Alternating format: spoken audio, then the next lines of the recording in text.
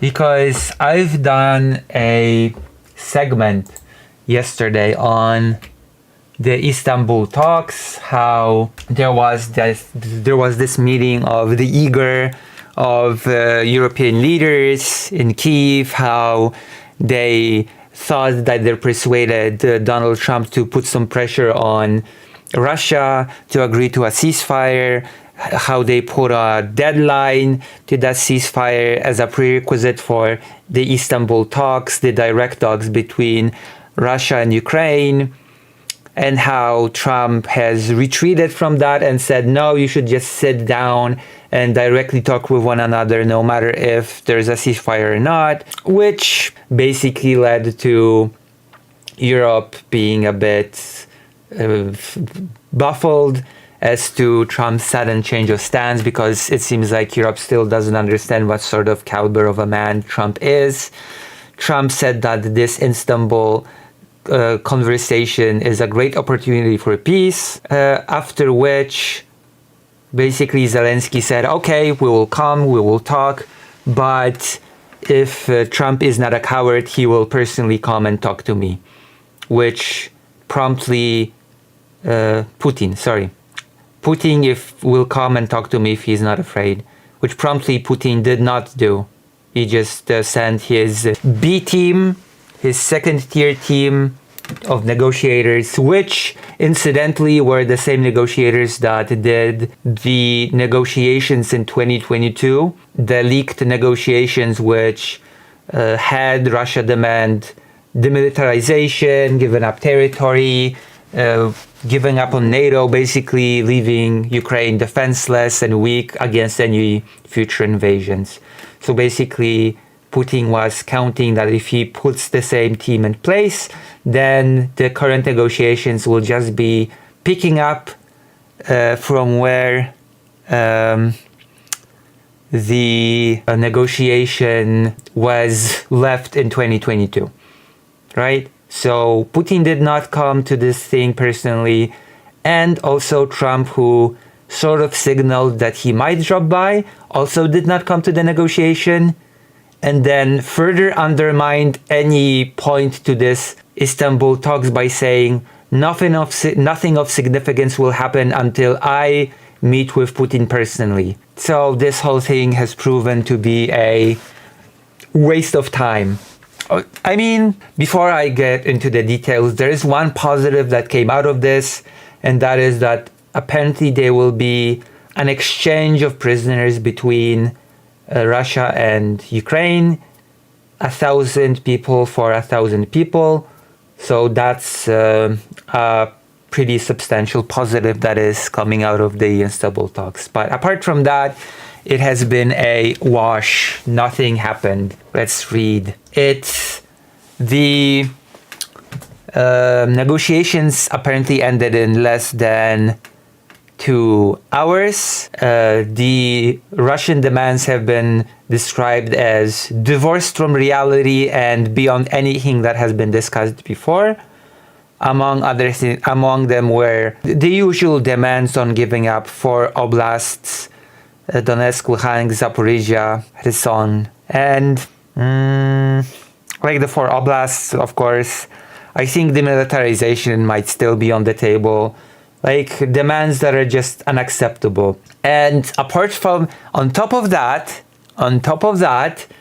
the Russian negotiators threatened the Ukrainian delegation. Russian in Istanbul threatens to fight forever and seize Sumy and Kharkiv oblasts, The Economist. And actually, apart from saying that, well, I assume this will be in the article. Vladimir Medinsky, the head of the Russian delegation in Istanbul, has said during the talks that Russia was ready for an endless war against Ukraine and threatened to seize Sumy and Kharkiv oblasts, so additional oblasts. And a source, The Economist columnist, blah blah blah. Details. The journalist quoted Medinsky's exact words. "We don't want war, but we're ready to fight for a year, 2, 3, however long it takes. We thought Sweden for 21 years.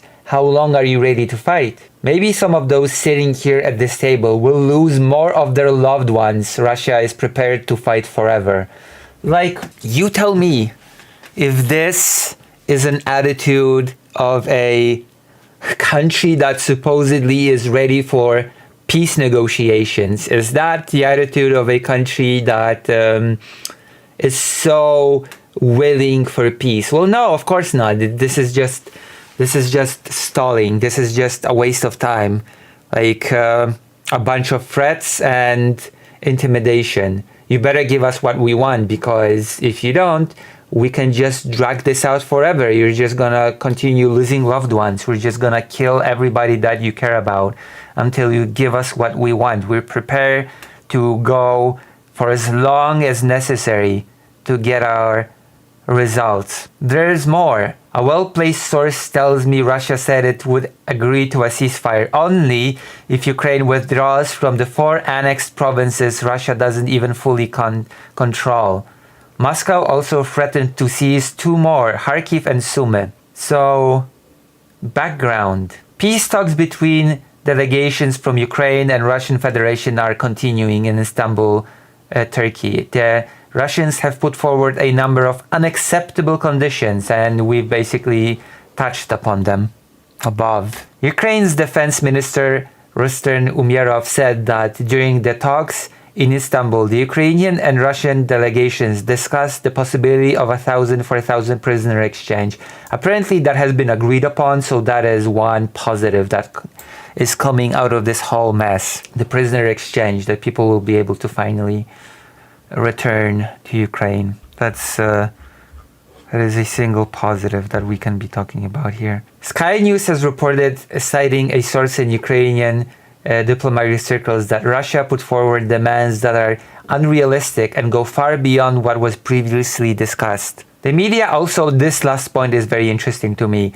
The media also reported that the Russian delegation in Istanbul demanded that US representatives not be present at the talks with the Ukrainian side, which to me basically it says that the Russian side wants Ukrainian delegates to be completely isolated from any outsiders, that neither the US can be present, nor of course the European Union can be present. Nobody can be present, so that Russia can just directly attempt to intimidate Ukraine.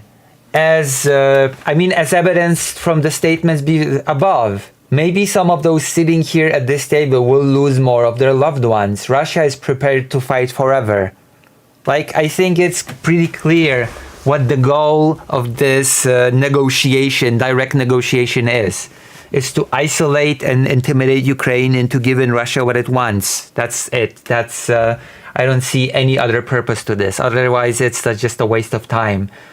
Like, nothing substantial came out of this for Ukraine, apart from the prisoner exchange, of course. Like, Trump said it was a great chance, but then Trump retreated from even attending. Putin did not attend, and Trump said that unless they meet, nothing of substance will happen. So he pushed for this thing that he knew from the start would be a waste of time, and now we are seeing the results of the Istanbul peace talks. It's a little bit of an update on the segment that I've done yesterday on the topic. It's a very, very sad state of affairs. I've actually read in some articles in which it seems like there was some hype surrounding this event, that there were people that had high hopes for this historical event that would possibly move both sides far closer to peace. But I'm sorry, I just feel like a lot of the world is still very deluded as to what the Russian position is when it comes to this war, when it comes to the possibility of peace. I feel like there's a lot of naivete when it comes to Vladimir Putin's strategy regarding the negotiations, regarding the continuation of the war, regarding of what's happening in Ukraine right now. And it's very disappointing. It's very disappointing to see that basically Russia has been gaining ground ever since Trump has taken office. Russia has been in a better and better and better and better position. Like Trump is, like, interesting phrasing that I've read in a different article, that straight away after Putin has decided not to show, Trump was already playing lawyer for him, already playing defense for Putin for not coming to the Istanbul talks. So like the United States, that used to be a huge ally to Ukraine, is just basically another imperial power that hinders Ukraine actually. It's, zero pressure on Russia, all the pressure on Ukraine, and Europe is just not picking up the slack. It's not. All that Europe could muster to do was to say, the only thing that the European Union mustered was to say, you have until our deadline to implement a ceasefire, or else we will sanction you further. You will see further harsh sanctions. And then the deadline came, no ceasefire came about, and the European Union just meekly said, well, we're extending the deadline, so you better meet this next deadline or else. Okay, sure. Like, this is quite weak and disappointing. It's just Ukraine is in a worse and worse position. Thing is, once the war is over, would the Russian people turn on their government? Seems like something was happening in Russia. Actual protesting taking place before the war. No, I don't think so. There's a lot of people in the population that's actually is interested in the war continuing. Believe it or not. Believe it or not, this war in a grim, horrible way has actually closed the gap on wealth inequality, because the widows of the soldiers were given huge amounts of money in Russia. So a lot of financial inequality was weirdly bridged through the death of soldiers on the front line in Ukraine. Doesn't that sound grim? Doesn't that sound awful to think about? All right, that's a segment. What do you think? Any thoughts before I close? Before I finish stream? Maybe we'll watch it. It could be interesting. I think he visited Poland recently.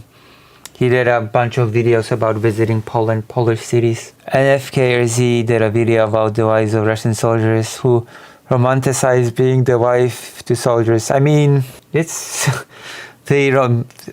guess they romanticize, but they also get a lot of money. And on Women's Day, I cannot believe that happened, and unironically that actually happened. I think on Women's Day, the widows after the killed soldiers received a gift from the government. Meat grinders. Yeah, the widows of fallen soldiers on Women's Day received meat grinders as a gift. Unbelievable. Yeah, our husbands, our spouses were sent to the meat grinder, but look, I got a meat grinder for Women's Day. Oh God.